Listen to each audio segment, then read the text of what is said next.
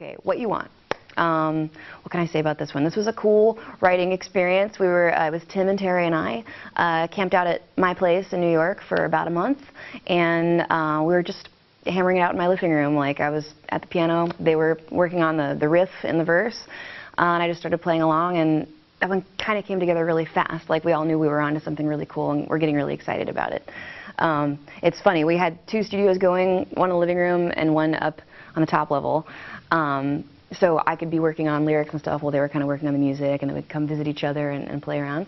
And I remember being like a little bit embarrassed when I wrote the verse, lyrics and melody, just the melody even. I had to do what you want, that part.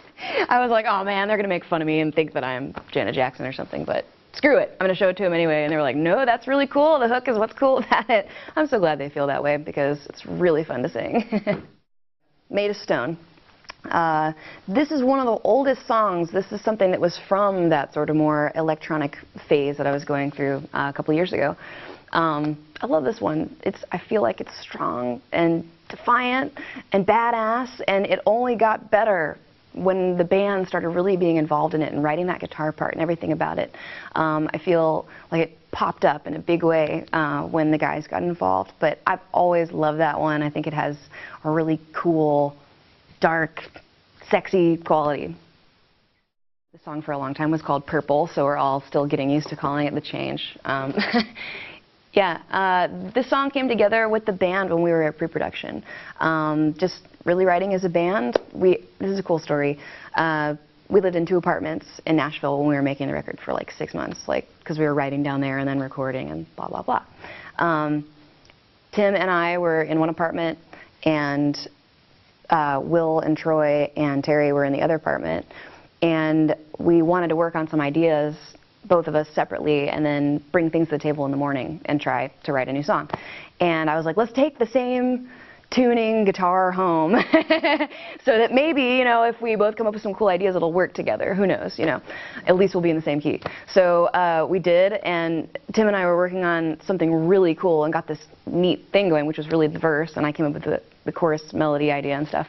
And we came in the next day, and the other guys had this really neat guitar part, and weirdly enough, that guitar part they were working on and the verse that we had that we were so into totally worked together, and it's like these 2 contrasting neat guitar parts that work together. I mean, they tweaked them a little bit to make it work right, but it was a cool, happy accident there.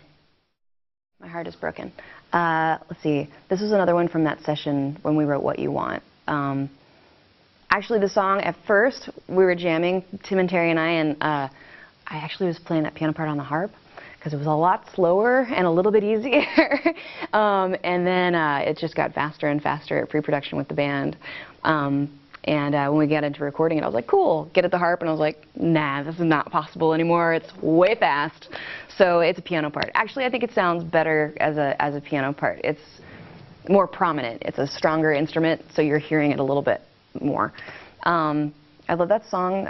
It's definitely one of the more passionate tracks on the album, and I hope that that's the 2nd single. I think it might be. This is one that evolved over time too. You know, we had the start for it from one session a few months before, and it wasn't finished, and then we worked on it with the band, and it really grew into something. This is a cool song that we all really love. I think as a group it's one of our favorites on the record, and to play too. It's a really fun song to play. It's about loss, but not so much mourning for the dead as much as committing yourself to being together again in another life. Okay, Erase This used to be called Vanilla. Also, we're getting used to that name. This was one of the very last ones to finish. I was writing lyrics throughout the recording process. Like, I'd always have homework at night. I'd be working in the studio and going for it, and I'd be going home and finishing lyrics to songs before we got there, which was crazy. I'm not really like that. There's always a little bit of writing going on in the studio, but for me, I usually have the songs really mapped out vocally before we go in. But since we did so much writing in that pre-production phase, I had a lot of lyrics to write. The lyrics take me the longest. Like, we'll come up with the music and the melodies, but then I have to really spend some serious, deep thinking time alone.